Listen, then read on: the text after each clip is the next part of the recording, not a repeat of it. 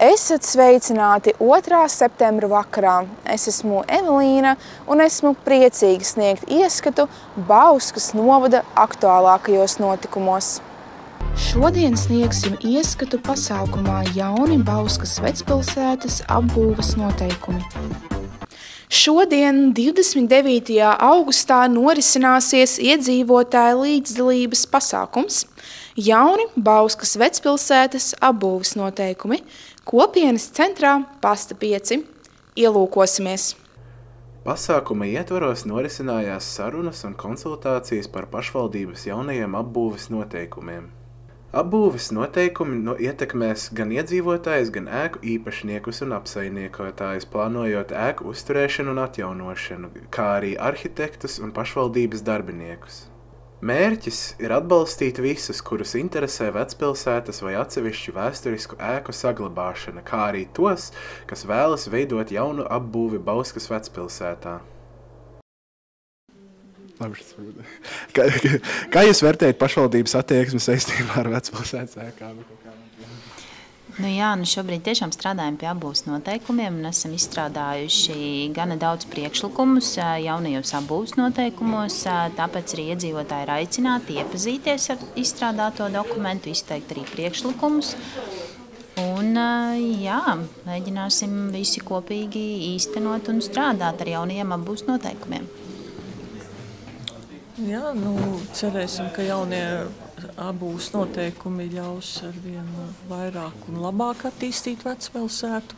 Būs vieglāk strādāt gan pašvaldībai, gan pašiem iedzīvotājiem būs skaidrāk visa attīstības koncepcija un cerēsim uz labu darbību un realizāciju.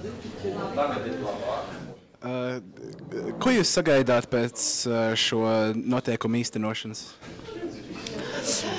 Pilsētai noteikti vajadzētu uzlaboties. Iedzīvotājiem ir jābūt skaidrākām lietām, ko un kā viņi var attīstīt un uzlabot savā konkrētajā īpašumā, vai kādi noteikumi viņiem ir jāievēro vispār dzīvojot ne tikai pilsētā, bet novadā. Es ceru, ka noteikumi ir gana skaidri ne tikai mums, kas pie viņiem strādā, bet arī iedzīvotājiem, kas ar viņiem iepazīsies un kas ar viņiem nākotnē sadzīvos. Jau ir veikts apjomīgs darbs. Kopš 2020. gada biedrība Bauskas vecpilsēta ir mērķtiecīgi sadarbojusies ar pašvaldību un kultūras mantojuma ekspertiem, iepazinuši citu pašvaldību pieredzi, kā arī organizē apmācības un konsultācijas iedzīvotājiem, lai sakārtotu Bauskas vēsturiskā centra apbūves jautājumus. Vai jums pieder kāds īpašums vecpilsētā? Jā, Rīgas jau 15. Kā jūs vērtējat pašvaldības attieksmi saistībā ar vecpilsētas ēkām? Patīkam tas, ka kaut ko sāk darīt.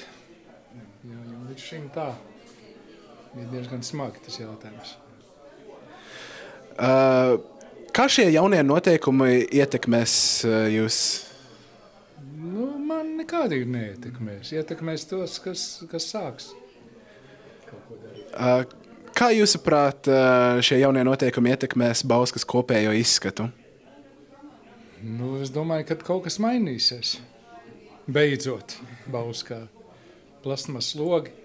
Varbūt kādreiz es to nepiedzīvošu, bet varbūt jūs piedzīvosiet, ka nomainīs.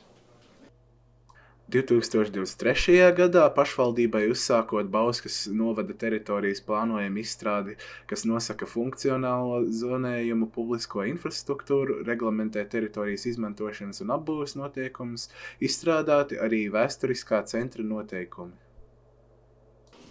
Tad jums pieder kāds īpašums vecpilsētā? Nē, vecpilsētā ne. Starpkaru apbūves apgabalā, man pieder īpašums. Okay. Kā jūs vērtējat pašvaldības attieksmi saistībā ar vecpilsētas ēkām? Ar vecpilsētas?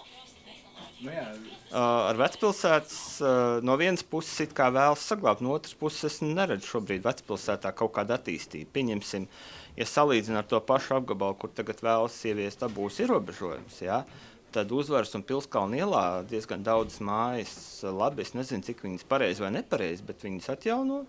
uzliek apmetumu un tā tālāk, un katrā ziņā apgabals izstāsts sakārtots, kamēr Vecpilsētā šādas te sakārtotas ēkas, kur it kā viņas aizstāv un atbalsta, es redzu ļoti maz.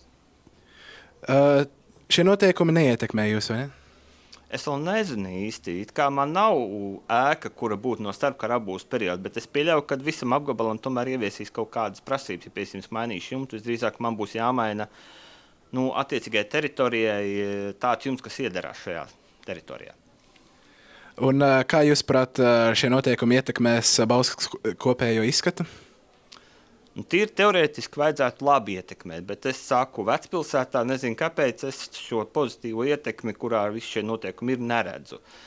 Tāpēc šobrīd grūti komentēt, kāds būs nākotnē. Mani biedē tas, ka šādu noteikumu ieviešana nevis atbalstīs, bet gan veicinās to, ka virkni māju vienkārši neremontēs.